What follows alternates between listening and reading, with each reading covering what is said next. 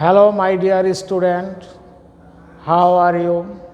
I think all of you are very fine today.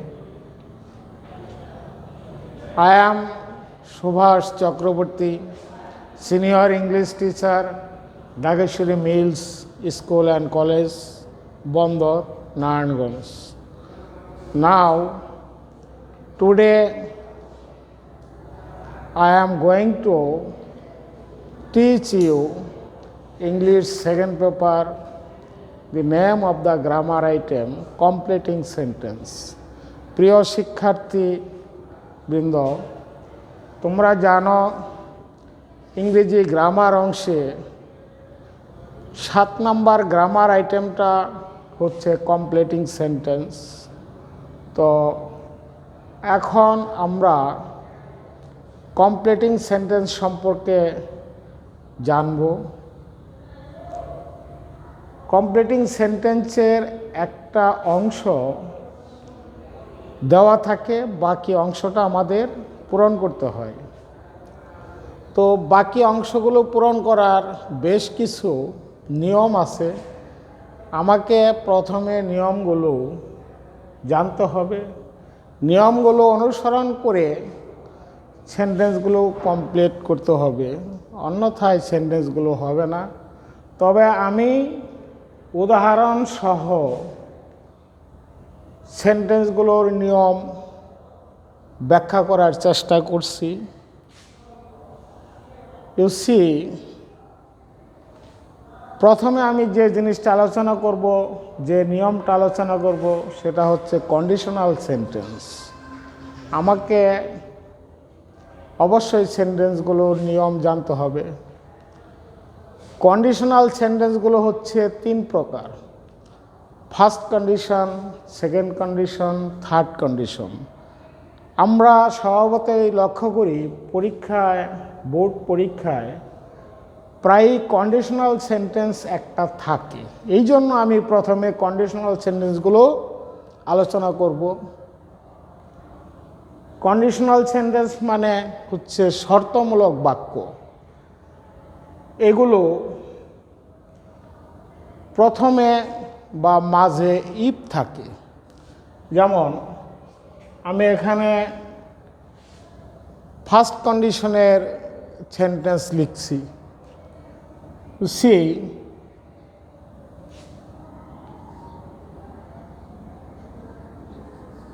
If you come,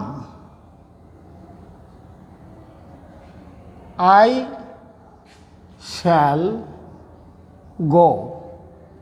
যদি তুমি আসো, আমি যাব। এখানে ফার্স্ট কন্ডিশনাল সেন্টেন্সে একটা বাক্য প্রেজেন্ট টেন্সে থাকবে, বাকি অংশটাও প্রেজেন্ট টেন্সে করা যায়, ফিউচার টেন্সে করা যায়, মাস্ট দিয়ে করা যায়। তো আমরা সাধারণত চেষ্টা করব ফিউচার টেন্সে বাক্যটা মেলানোর জন্য। প্রথম অংশে যদি প্রেজেন্ট টেন্স থাকে, দ্বিতীয় অংশটা ফিউচার টেন্স হবে। আরও করা যায়, তবে আমাকে প্রথম বাক্যটাকে সহজ করার জন্য প্রায়োরিটি দিতে হবে ফিউচার টেন্সের উপর। এই জন্য আমি এখানে এরকম একটা সেন্টেন্স লিখলাম। এই ফিউচার টেন্স ছাড়া আমি লিখতে পারতাম মাস্ট, আই মাস্ট গো। তো I thinks I shall go better, সহজ। বাক্য যাই থাক, তোমাকে নিয়মটা জানতে হবে। যাই হোক, এটা ফার্স্ট কন্ডিশনের একটা সেন্টেন্স। আর এবার আমি যাব সেকেন্ড কন্ডিশনে। সেকেন্ড কন্ডিশনের ইফযুক্ত অংশটা আগেও থাকতে পারে, পরেও থাকতে পারে। যেখানেই থাক, আমাকে বুঝতে হবে এটা একটা অবাস্তব এবং কাল্পনিক সেন্টেন্স। যেমন ইফ আই ওয়ার রিচ, এখানে বাংলাটা হচ্ছে যদি আমি ধনী হতাম, I would help the poor. অর্থাৎ একটা অংশ হবে কাল্পনিক, অপর অংশটা সাবজেক্ট প্লাস উড প্লাস ভার্বের প্রেজেন্ট ফর্ম প্লাস অবজেক্ট। দেখো এখানে আমি লিখে দেখাচ্ছি, if I were a rich man. এবার আমি যদি ধনী হতাম, মানে অতীতের কথা, তাহলে আমি গরিবদের সাহায্য করতাম। I would help the poor. এখানে আমি এই অংশটুকুর পরে পরীক্ষায় হয়তো এই অংশটুকু দেওয়া থাকবে বা অন্য একটা সেন্টেন্স দেওয়া থাকতে পারে, আমি এরপরে উপযোগী একটা সাবজেক্ট, সেটা আইও হতে পারে, ইউ হতে পারে, দে হতে পারে, বা যে কোনো দেশের নাম বা যে কোনো কিছু হতে পারে, তারপরে আমি উড ব্যবহার করব। সেখানে উড ব্যবহার করব, তারপরে আমি ভার্বের প্রেজেন্ট ফর্ম ব্যবহার করব, I would help the poor. Clear? আবার আমি নিয়মটা বলতেছি, ইফযুক্ত অংশটা যদি পাস্ট টেন্সে থাকে বা অবাস্তব অতীতকাল থাকে, তখন আমি বাকি অংশটায় সাবজেক্ট প্লাস উড প্লাস ভার্বের প্রেজেন্ট ফর্ম প্লাস অবজেক্ট লাগাবো। সাবজেক্টটা অবশ্যই উপযোগী হতে হবে, ভার্বটা উপযোগী হতে হবে এবং অবজেক্ট উপযোগী হতে হবে। এটা তোমার চিন্তা করতে হবে অর্থটা সঙ্গতিপূর্ণ কিনা। এই হচ্ছে সেকেন্ড কন্ডিশনাল সেন্টেন্সের নিয়ম। অর্থাৎ সেকেন্ড কন্ডিশনালে একটা অংশ থাকবে পাস্ট টেন্সে, অপর অংশে থাকবে সাবজেক্ট প্লাস উড প্লাস ভার্বের প্রেজেন্ট ফর্ম প্লাস অবজেক্ট। প্রিয় শিক্ষার্থী, আশা করি তোমরা আমাকে সাহায্য করবে, তোমাদের উপকার হবে। খাতায় কথাগুলো লিখে রাখবে যাতে তোমরা পরবর্তীতে ভুলে না যাও। এই জন্য তোমরা খাতায় লিখে রাখবে। এরপরে আসি আমি থার্ড কন্ডিশনে। যেহেতু আমি বললাম কন্ডিশনাল সেন্টেন্সগুলো পরীক্ষায় আসে, এই জন্য কন্ডিশনাল সেন্টেন্স তিনটা, আমাকে তিনটা কন্ডিশনাল সেন্টেন্স আমি শিখব এখন। এবার থার্ড কন্ডিশনাল সেন্টেন্সে ইফযুক্ত অংশটা, if I had new, if I had known, KNOWN, if I had known. তোমরা লক্ষ্য করলে দেখবে এটা পারফেক্ট টেন্স, সাবজেক্ট তারপরে হ্যাড, এরপর ভার্বের পাস্ট পার্টিসিপল ফর্ম। এইটুকু পরীক্ষায় যদি থাকে, তোমাকে কিভাবে বাকি অংশটা পূরণ করতে হবে। বাকি অংশটা তোমাকে প্রথমে একটা উপযোগী সাবজেক্ট বসাতে হবে, তারপরে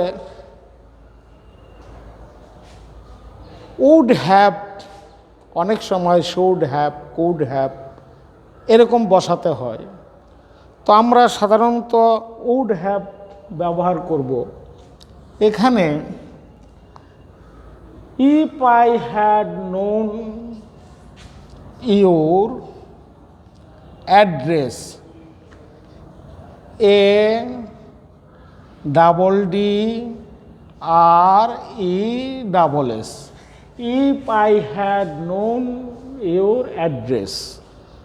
এখন পুরো সেন্টেন্সটার বাংলা হচ্ছে, যদি আমি তোমার ঠিকানা জানতাম। যদি আমি তোমার ঠিকানা জানতাম, পরের অংশ আমি বসাবো, খাতায় লিখে নাও। Subject plus would have plus ভার্বের past participle form plus object. এখানে দেখো সুন্দর একটা সেন্টেন্স চলে আসতেছে, if I had known your address I would have written a letter. আমি একটা চিঠি লিখতাম।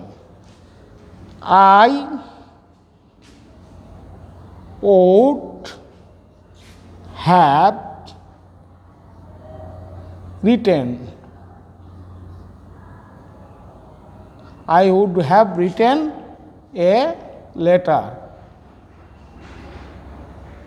আমি যদি তোমার ঠিকানা জানতাম, আমি তোমার কাছে একটি চিঠি লিখতাম। কত সুন্দর একটা বাক্য। তাইলে আমরা এই পরের অংশটুকু যদি পরীক্ষায় আসে, I would have written a letter, I would have seen him, I would have done the job, that means প্রথম অংশটা থার্ড কন্ডিশনে যাবে। পরীক্ষায় প্রথম অংশও থাকতে পারে, শেষের অংশও থাকতে পারে। একটা অংশ দেখে আরেকটা অংশ আমার নিয়মের মাধ্যমে মেমোরিতে নিয়ে আসতে হবে। তো এই জন্য আমাকে প্র্যাকটিস করতে হবে। যাই হোক, আমি কন্ডিশনাল সেন্টেন্স সম্পর্কে আলোচনা করলাম। এবার আশা করি প্রিয় শিক্ষার্থীবৃন্দ, তোমরা কন্ডিশনাল সেন্টেন্স বুঝতে পেরেছ এবং এটা তোমাদের উপকারে আসবে এবং পরীক্ষায় থাকে প্রায় সময়ই কন্ডিশনাল সেন্টেন্স। এবার আমি অন্য একটি নিয়মে যাব। আমি এবার যাব যে সেন্টেন্সটা পরীক্ষায় আমরা প্রায়ই দেখে থাকি, সেটা হচ্ছে no son or had, scarcely had, hardly had। এই সেন্টেন্স দিয়ে বাক্য কমপ্লিটিং বা কমপ্লিট দ্য সেন্টেন্স প্রায়ই আমরা পরীক্ষায় লক্ষ্য করে থাকি। এই জন্য no son or had, scarcely had, hardly had এগুলি দিয়ে কিভাবে আমাদের বাক্য কমপ্লিট করতে হয় আমি লিখতেছি এবং বলতেছি। তোমরা মনোযোগ সহকারে শোনো এবং খাতায় নোট করে রাখো।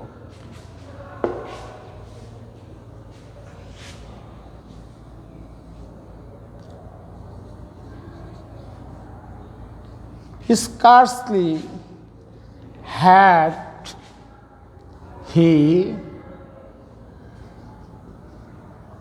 seen the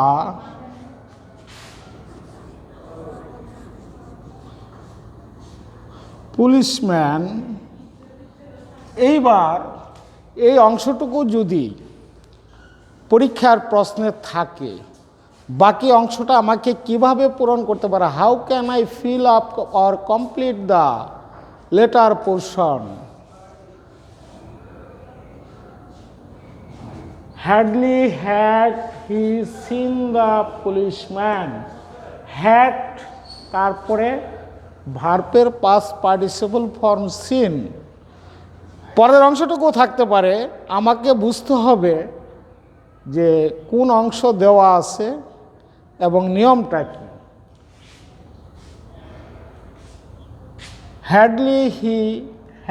Scarcely had he seen the policeman, he ran away। দেখো পরের অংশটুকু খুব সহজ, সিম্পল একটা প্রেজেন্ট পাস্ট টেন্স, অর্থাৎ প্রথম অংশ পাস্ট পারফেক্ট টেন্স, শেষের অংশ পাস্ট ইনডিফিনিট টেন্স। সাবজেক্টটা বুঝে আমাকে সাবজেক্ট তারপরে ভার্বের পাস্ট ফর্ম, তারপর উপযোগী একটা শব্দ আমাকে লাগাতে হবে। তবে তিনটা সেন্টেন্স আছে এখানে, তিনটাই আমি বলি, যে কোনোটা পরীক্ষায় আসতে পারে। এবার নু sooner had, no sooner hat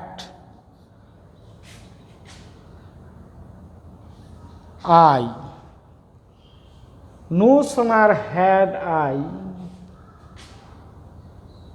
wrist, REACHED,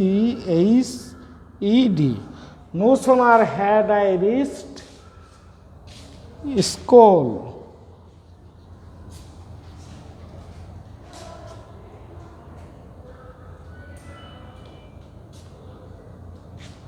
প্রিয় শিক্ষার্থী, এখানে কনজাংশন হবে when.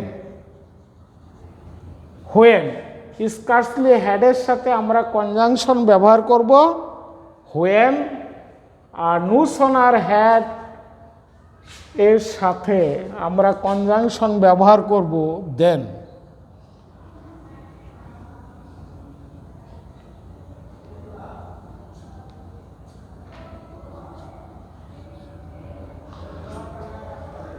School, no sooner had I reached the school,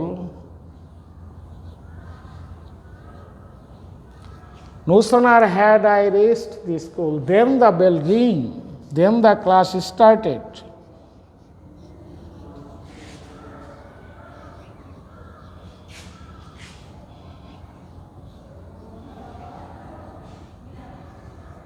এখানে প্রত্যেকটা সেন্টেন্সে কনজাংশন থাকবে। নু সোনার হ্যাডের সাথে কনজাংশন হবে দেন, এখানে দেন, এখানে হোয়েন।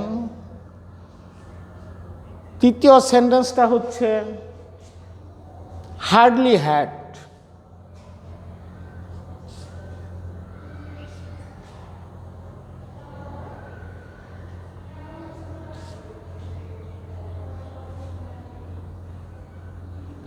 এখন আমি তৃতীয় সেন্টেন্সটা লিখছি, আশা করি তোমরা তৃতীয় সেন্টেন্সটা কমপ্লিট করতে পারবে। Hardly, hardly had he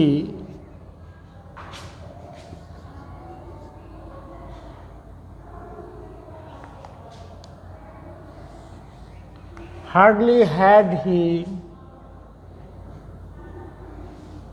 reached home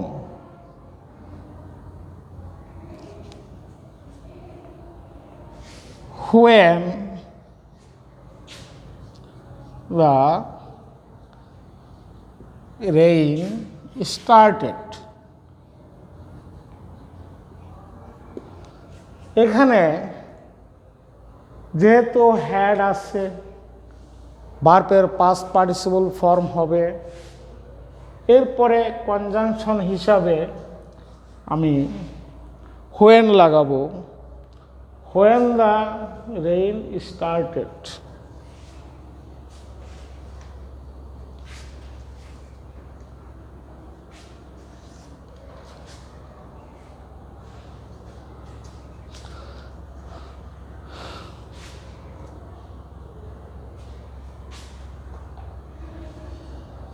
so আমরা তিনটি নিয়ম শিখলাম, scarcely had, no sooner had, hardly had দিয়ে বাক্য কমপ্লিট করার একই নিয়ম, তবে তিনটা সেন্টেন্স তিনভাবে পরীক্ষায় আসতে পারে। Now homework. So, dear student, You should practice at home. Have many roles. If you practice your test paper or another practice book, you will find this sentence. Now I am giving you some homeworks. You must practice it. First sentence, you see, I am writing conditional sentence. If you invited me,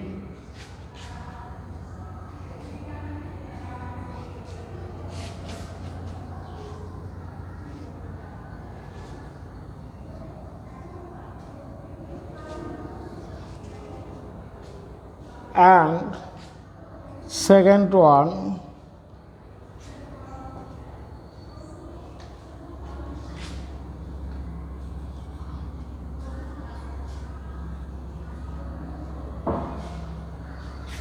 no sooner had I seen him,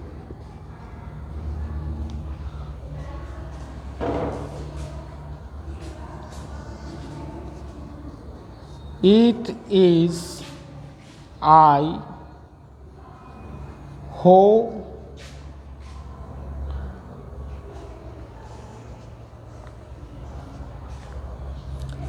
আমি যে হোমওয়ার্কগুলো দিচ্ছি এগুলি এবং এই নিয়ম থেকে পরীক্ষায় আসবে, সুতরাং তোমরা প্র্যাকটিস করো, আমাকে দেখাবে এবং পরবর্তীতে আমি তোমাদের আরও শেখাবো আশা করি। এবার আরেকটি সেন্টেন্স আমি লিখতেছি, যে ধরনের সেন্টেন্সগুলো প্রায় পরীক্ষায় দেখা যায়। It is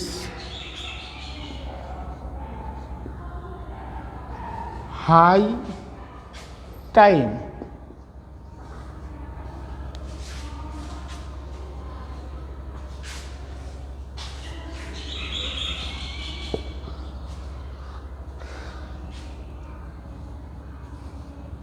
she speaks as if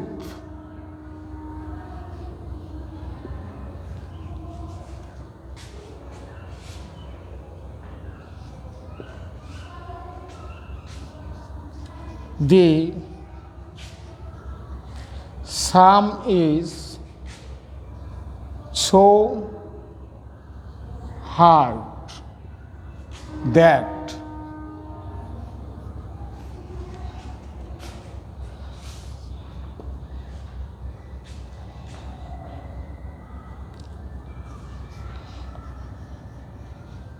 there is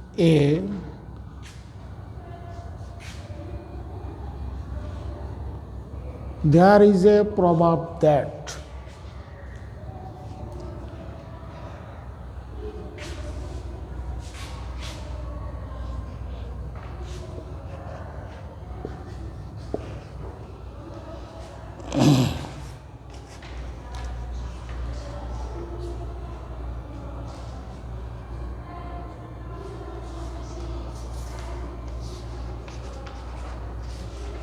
there is a proverb that, so I have given 7 sentences for your practice. Thank you everybody. You will practice it at home and you must show me in the next class. Thank you everybody. Thank you very much.